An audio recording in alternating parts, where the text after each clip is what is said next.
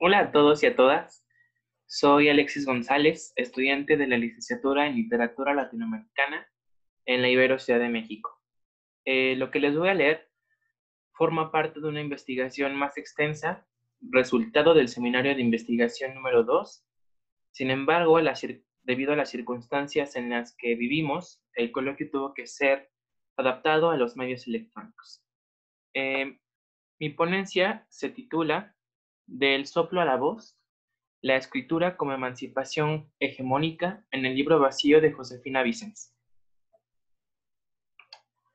Aline Peterson, al recordar los diferentes seudónimos con los que Josefina Vicens firmaba, Pepe Faroles en la Crónica Taurina, Diógenes García en la Sátira Política, Juana de Arco o Don Quijote en el Sindicato Agrario, menciona, abro cita, la manera de enfrentarse al cuaderno no era igual a la de dejar la voz correr, cierro cita. Hacia los últimos años de Josefina Vicens, la ceguera comenzó a ganar terreno y privarla de la lectura. Sin embargo, conservó lo que siempre fue característico de la Peque Vicens, como la llamaban sus amigos más allegados: su voz. Su voz recia con la que interpretaba el falsete de la malagueña, o con la que llamó a Peterson para anunciarle un sábado por la mañana que había terminado Los años falsos, su segunda novela publicada en 1982. El objetivo de esta ponencia es presentar la lectura de la escritura de José García, protagonista de El libro vacío, publicado en 1958, a la luz de la propuesta teórica de la filósofa argelina Hélène Cixous. Propongo que José García desarrolla una voz-escritura motivada por un soplo corporal que resiste a una representación palologocéntrica a través de la contraposición entre la intencionalidad del autor y la configuración textual. Sostengo que la novela, mediante la lógica femenina del gasto y el goce, se plantea un registro de masculinidad diferente al hegemónico.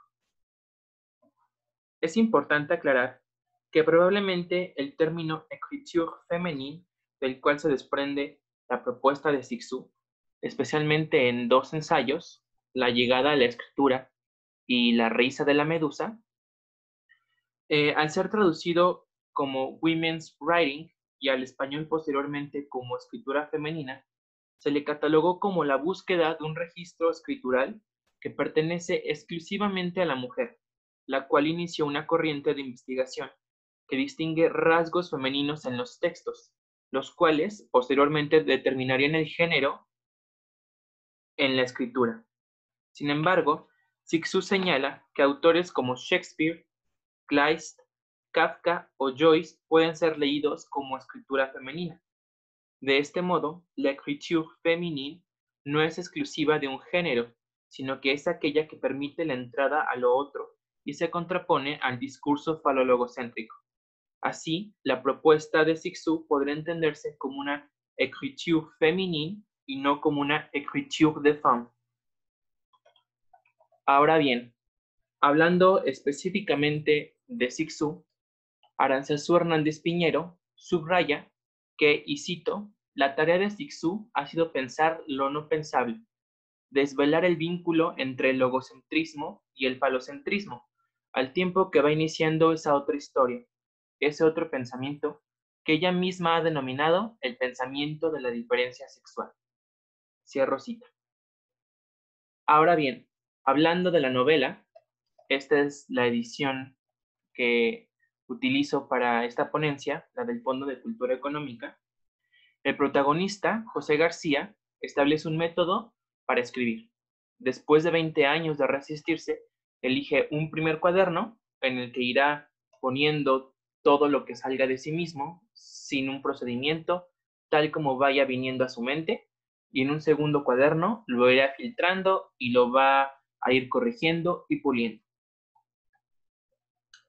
Entonces, ahora ya hablando de la novela, la vida de José García transcurrió entre anhelos frustrados. Sus elecciones y deseos se vieron postergados por ser el hijo varón.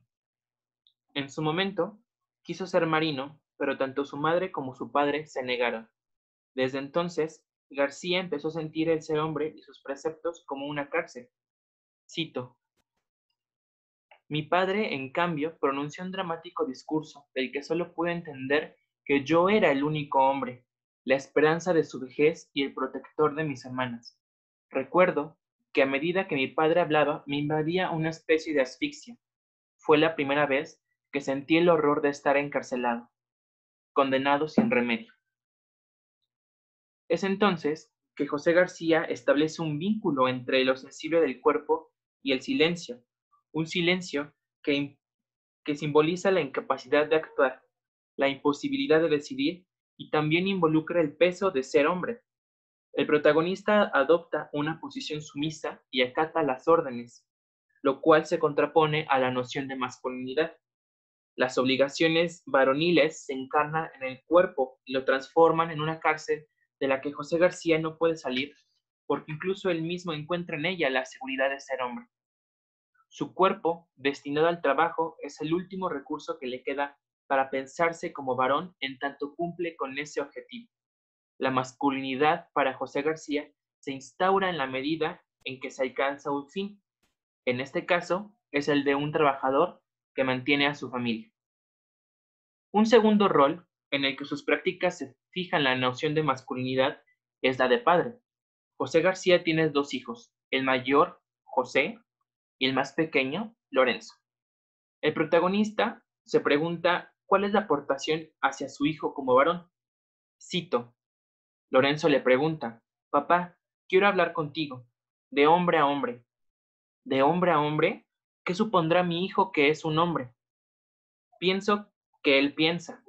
El hombre lo es en el preciso momento en que tiene ya una mujer. Cierro cita. Sin embargo, José García no se conforma con esta definición y entonces se encuentra a la pregunta que ha acompañado toda su vida. ¿Qué es un hombre? ¿Quién soy yo?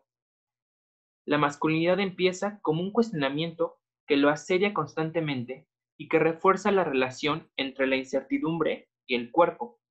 Aunque al principio la relación con el cuerpo es de sumisión, pues este último siente a los preceptos masculinos como yugos y ataduras, la emancipación del cuerpo se impone a través del dolor. Abro cita. No me gusta mi cuerpo. Es débil, blando, insignificante. No, no me gusta. Tal vez por eso nunca me ha importado y lo descuido. El resultado es que siempre se impone en fracciones, en pequeñas o grandes molestias. Dolor de muelas, gripes, arritmia, una serie de achaques. Pero sobre todo, un temblor permanente. Por dentro, un quebranto. Es como la seguridad de que algo va a ocurrir, el temor de que ocurra y la impaciencia de que ya ocurra. Cierro cita. La inquietud que la queja surge de los indicios que da su cuerpo en una especie de rebeldía, ya que su cuerpo se hace notar a través del dolor. Llama la atención mediante la incomodidad para que entonces sea mirado. El cuerpo es la primera advertencia de la dominación masculina. El dolor renueva la relación entre el narrador y su corporalidad. El soplo que asalta a José García es leído desde la propuesta teórica de Hélène Cixous, mencionada hace unas diapositivas. La autora contempla la escritura como un lugar de resistencia que se opone al falologocentrismo, pues la escritura implica una entrada a lo otro, lo cual subvierte la unidad fundamental del pensamiento hegemónico binario basado en dinámicas de dominación y posesión. La escritura es entonces para Cixous la posibilidad de incursionar en el orden más simbólico posible, el lenguaje. Cabe mencionar que el soplo no es un suceso natural para el falologocentrismo, pues este llamado tiene como propósito borrar las fronteras del cuerpo a través de la escritura. Cixous, en la llegada a la escritura, menciona, y cito, ¿cómo no haber comprendido que un cuerpo es siempre sustancia de inscripción, que la carne escribe y es dada a leer y a escribir? Cierro cita. En José García hay una plena identificación entre el cuerpo y la escritura, un cuerpo que se pronuncia contra el estatismo de lo masculino. Tal es la razón de sus experiencias corporales que a su parecer no tienen origen alguno. Cito, el cuerpo que me acompañaba con tanta cordialidad empieza a independizarse. Me duele la nuca y dentro de la cabeza siento como una espiral que rápidamente gira tratando de encontrar algo, ese algo que exprese algo. Cia Rosita. Se puede observar que el cuerpo de José García redirige su autonomía, se separa del propósito masculino de la finalidad y despliega una fuerza que no se alinea con la lógica de la posesión o de la utilidad, sino del desprendimiento. Retomando a Cixous en la llegada a la escritura, al seguir ahondando en el concepto del soplo, dice, cito, a veces pienso que empecé a escribir para dar lugar a la pregunta errante que me asedia el alma, y me tritura y me taja el cuerpo, para darle suelo y tiempo, para desviar su filo de mi carne, un nuevo ser que no me ate, que no me expulse y que no perezca de estrechez. Cierro cita. Cixous parte de una escritura que tiene como base el cuerpo, y la pregunta entonces exige su lugar, demanda su aparición en señales corporales. En el caso de José García, su cuerpo reacciona a la asfixia de su rol masculino. Entonces, si el falogocentrismo controla y posee, el cuerpo es quien niega dicha subordinación.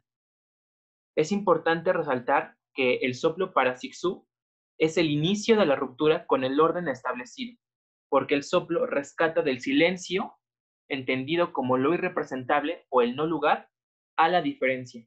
Da lugar a una pregunta que no quiere ser respondida, simplemente quiere visibilidad y entonces se encarna.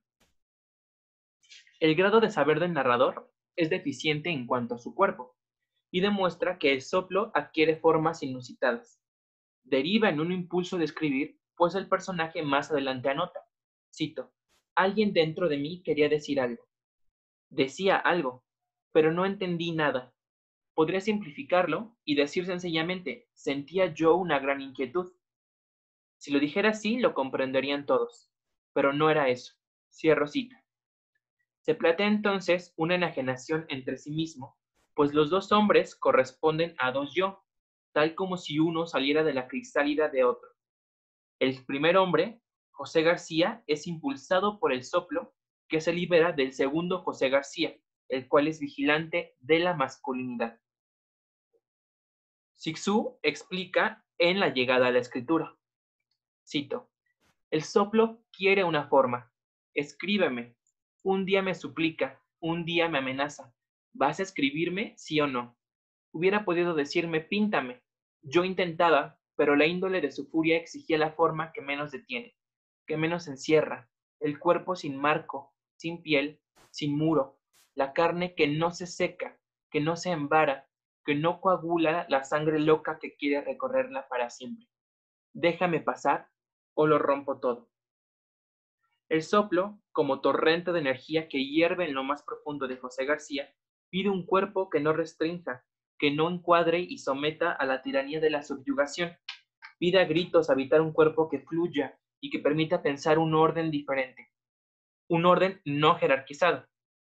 El cuerpo cárcel, que es el cuerpo masculino de José García, se resiste a la escritura, pues cito, escribir es trabajar, ser trabajado, en el entre, cuestionar, recorrido multiplicador de miles de transformaciones. Cierro cita. Escribir es rasgar y dejarse penetrar por lo otro.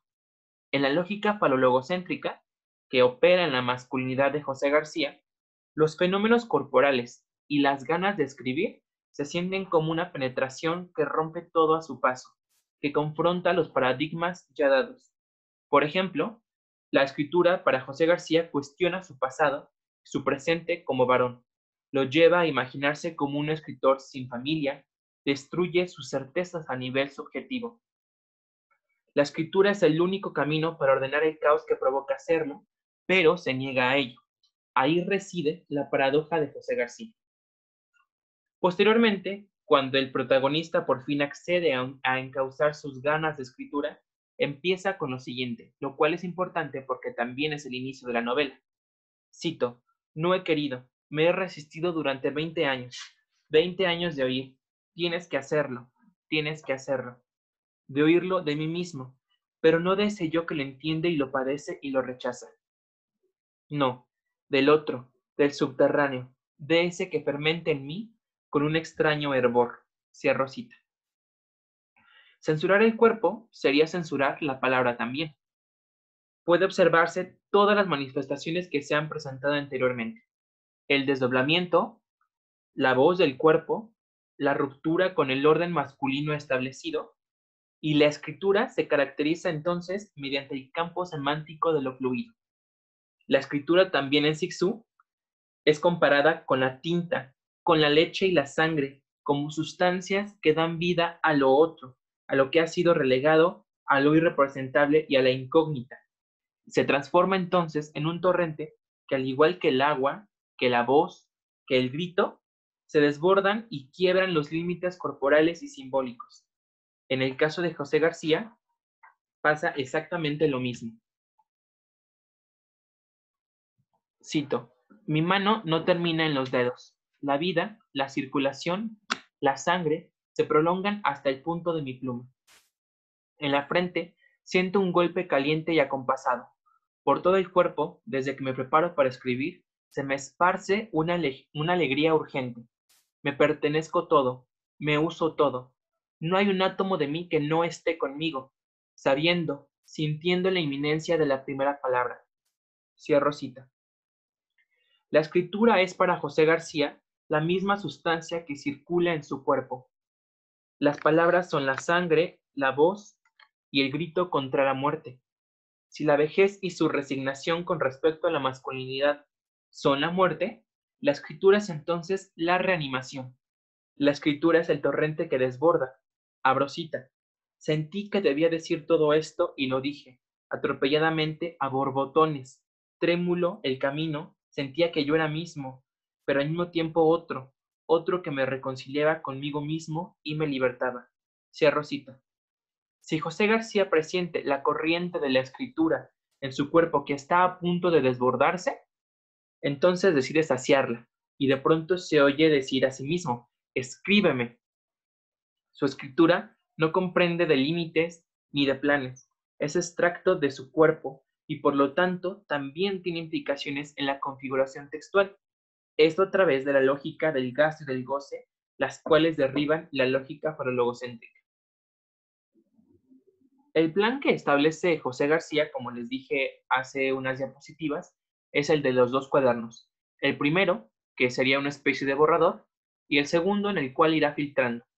Lo que sucede es que a través de la novela nunca corrige nada, y lo que se nos presenta a nosotros como lectores es el primer cuaderno. El segundo es el libro vacío.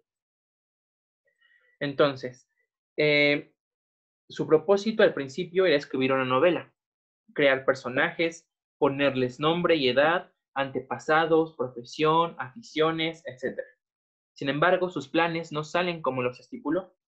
La escritura como resistencia se configura a través de la oposición entre sus deseos de escribir una novela, posteriormente un libro, y que por supuesto no trate de sí mismo, porque José García se ha puesto esta condición. Cito: no escribir en primera persona, no usar la voz íntima, sino el gran rumor. Cierro cita. Sin embargo, la aversión que tiene de hablar de sí mismo corresponde a la inquina que le provoca hacer caso de la voz del cuerpo. La voz del cuerpo implica hablar de sus sensaciones, de su identidad, de sus anhelos y también de su familia, que es gran parte de lo que leemos en el primer cuaderno.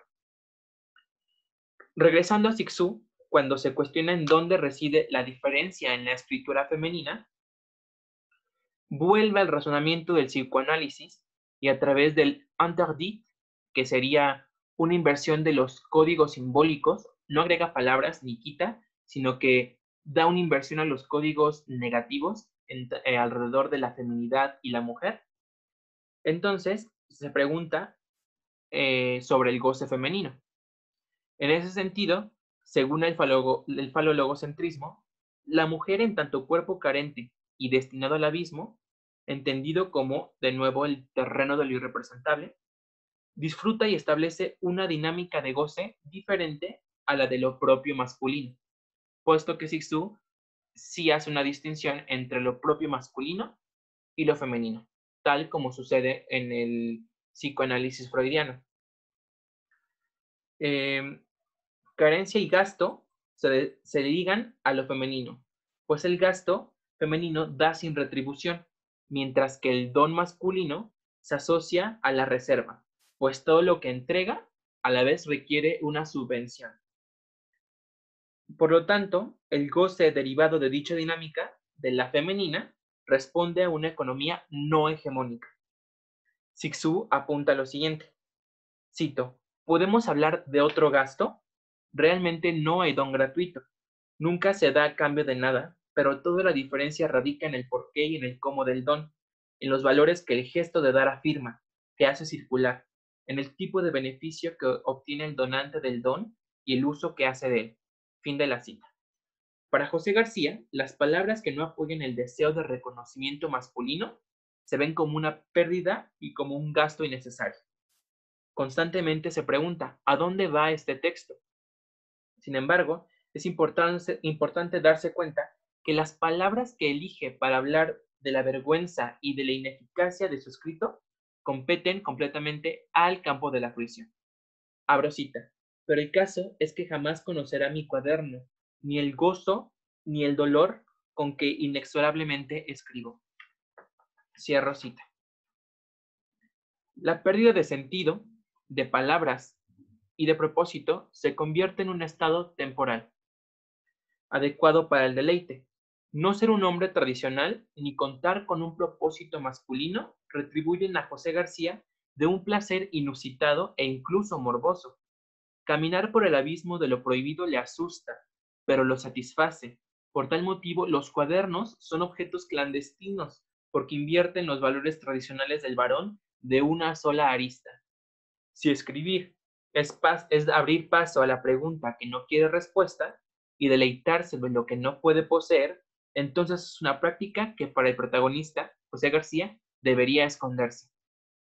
Por eso se recluye en un cuarto, para ocultar que escribe un texto que, literalmente, se le ha salido de las manos. Regresando a Cixous, dice, y acotando más en torno al gasto femenino, cita, ¿cómo da ella? Ella también da para. Al darse, se da placer, felicidad, valor añadido, imagen sublimada de sí misma, pero no intenta hacerlo constar en sus gastos. Puede no recuperarlo, no jactándose nunca, derramándose, yendo por todas partes hacia el otro. No rehuye al extremo, no es el ser del fin, de la finalidad, sino del alcance. Si existe algo de la mujer, es paradójicamente su capacidad para desapropiarse sin egoísmo. Cuerpo sin fin, sin extremidad, sin partes principales. Cierro cita. La dinámica de la escritura concebida por García conlleva dos vertientes. Por un lado, quiere lograr al principio un relato y después, de manera ambigua, un libro para conseguir la admiración tanto de su familia como de los demás. Cixous, en La risa de la medusa, al puntualizar la dinámica falologocéntrica en la masculinidad, menciona, abro cita, un hombre siempre es puesto a prueba, es preciso que se muestre, que demuestre su superioridad a los demás. La ganancia masculina casi siempre se confunde con un éxito socialmente definido. Así, la culminación del libro es la culminación de su objetivo, ser reconocido como un escritor. Eso supondría su salida de ser un simple oficinista para José García. El ser escritor demostraría tanto a él como a los demás una apropiación de sí mismo. Por consiguiente, confirmaría su propósito de hombre y así José García acallaría la pregunta ¿qué es un hombre? Afirmar la imagen masculina supondría lograr un texto que corresponde con el orden establecido, que se alineara a la noción de la masculinidad como admiración de otros. Sin embargo, el derramamiento, expresión del soplo mencionado antes, proveniente de un cuerpo sin límites y en búsqueda de quebrar sus propios muros, tiene también implicaciones textuales. Para José García, el modelo de escritura que lleva a cabo es incomprensible e incluso es hasta odiado porque no tiene un inicio marcado ni un final y con el tiempo también se separa del propósito. Es un texto que rompe la causalidad porque no tiene una secuencia narrativa y el orden del discurso se diluye mediante el tiempo subjetivo, es decir, los recuerdos las ensoñaciones y comentarios sobre su propio texto ocupan la mayoría de la novela. Si el propósito entonces de José García era escribir una novela, las categorías aristotélicas de acción, tiempo y lugar se ven comprometidas. Es un texto que para el narrador, asemejándose a la lógica del gasto y del goce, derrocha el tiempo y la palabra. El cuaderno número 1 del narrador, protagonista, se asemeja al derramamiento del soplo y por consiguiente de la voz escritura. Cixous precisa: voz es también lanzarse, ese desparramamiento del que nada vuelve, exclamación, grito, ahogo, aullido, tos, vómito, música. Así se escribe como se lanza la voz, hacia adelante, en el vacío. Se aleja, avanza, no vuelve sobre sus pasos para examinarlo, no se mira, carrera peligrosa. Al contrario del narcisismo masculino, preocupado por verse, por juntar sus fragmentos, por embolsárselos. Cierro cita. De igual modo, se puede establecer dos correspondencias con el tipo de escritura que propone Cixous, pues ella señala que ese derramamiento de la voz escritura no se produce sin un gasto de tiempo, de sentido y de orientación, lo cual es lo que causa la resistencia a José García. Su escritura no tiene tiempo, ni sentido, ni orientación para él. La pérdida de José García radica en el modo de perder, uno, la admiración de otros, y dos, perder el tiempo escribiendo un texto cuerpo desilvanado. Y esta pérdida de sentido en el texto es también la pérdida de sentido de su propia masculinidad. Hay que recordar que para José García se recrimina el gastar su tiempo, pues no solo se enfrenta a la hoja en blanco como metáfora de la imposibilidad de escribir, sino también la hoja en blanco es un detonador que incita una introspección. Por tal razón concluye que debería ser una actividad vedada para sujetos como él que no saben ser varón. Cixous, en la llegada a la escritura menciona, abro cita, ¿acaso la escritura no era el lugar de lo verdadero? ¿Acaso lo verdadero no es claro, distinto y uno? Y yo, imprecisa, varias, simultánea, impura, renuncia, cierro cita. La unidad masculina en José García también se ve comprometida. Reconoce la inconsistencia entre lo que es y lo que representa. La escritura es entonces el espacio donde la diferencia puede contraponerse a la hegemonía. La escritura es el arma contra el silencio de lo irrepresentable. Por tal razón, la pregunta no quiere imponerse a través de la búsqueda de la respuesta. Quiere un lugar y ese lugar es visible mediante la escritura como aullido de emancipación del orden hegemónico. Para terminar y advertir que José García descubrió las posibilidades de la escritura como espacio de resistencia a la masculinidad hegemónica predominante, pasa del no quiero escribir al sí quiero escribir. Cixous, en La risa de la medusa, escribe, abro cita, lo femenino, los poetas lo sospecharon, afirma, en yes, I said yes, I will yes, y sí, dice Molly, arrastrando a Ulises más allá de todos los libros hacia la nueva escritura. He dicho sí, quiero sí. Cierro cita. José García pasa del resistirse al impulso a lo siguiente, abro cita. Tengo que encontrar esa primera frase, tengo que encontrarla, cierro cita. Y casualmente, ese es el final de la novela. Esta frase lo que nos estaría indicando como lectores es que todo lo anterior se desparramó, se escribió sin tener que regresar necesariamente a él. Era la búsqueda de la primera palabra, era la conquista de su propio cuerpo y la ruptura con la subyugación corporal. Aunque es el final de la novela, establece que José García ha admitido lo otro en la escritura.